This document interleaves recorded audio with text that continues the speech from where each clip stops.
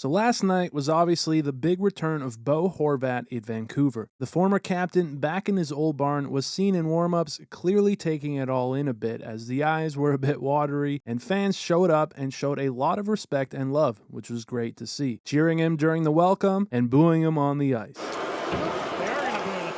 Just like you would expect. Now, what was, as it always is, not so good to see, though, was what came near the midway point of the third. JT Miller put one on net, catching Kuzmenko in front up high, and he was clearly in a world of pain. And taking a closer look, it's hard to see exactly where this caught him, lower chin or neck area, but either way, JT Miller absolutely blasted this. It went off the stick, and in close range like this, he had no chance, but this had to be excruciating. Now, as he was getting help, though, what caught my eye was Bo Horvat staying by his side the entire time, as he clearly still has plenty of love for his former teammate. And also, check Pettersson smacking the glass like, hey, it's not something you need to be filming right now. Just overall, a lot of respect here. Now, thankfully, Kuzmenko would get up on his own as the crowd cheered his name, and news today is that he's all right and it wasn't anything too serious, which is obviously great to hear. What's kind of wild is it was just like a week ago that it was Kuzmenko who showed his concern when he scored against the Sharks and immediately made sure to see if Kaapo Kähkönen was all right. So overall, just nice to see the respect players have for each other on the ice, even if it's not always your own team, as was the case in San Jose. As for how we got to this point in the game, it was the Islanders that got off to a hot start as they scored the opening goal. Engvall High Point gets his first of the year on the power play. It was the night of the power play though, as that was followed just 2 minutes later again on the power play as Nelson catches his own rebound and beats Demko to get the Islanders up by a pair. Heading over to the second now, and the Canucks on the power play. This time it's Miller scoring his 10th of the year from Pettersson to get the Canucks back to within just one. Horvat though, give and go with Barzal, scores the only 5-on-5 goal of the game back in his old barn to take back the 2-goal lead, and I'm sure he enjoyed this one. The 2-goal lead didn't last long though, as it would be cut in half real quick. Besser, who has been on an absolute tear this year, would score his 13th of the year. Surprise, surprise,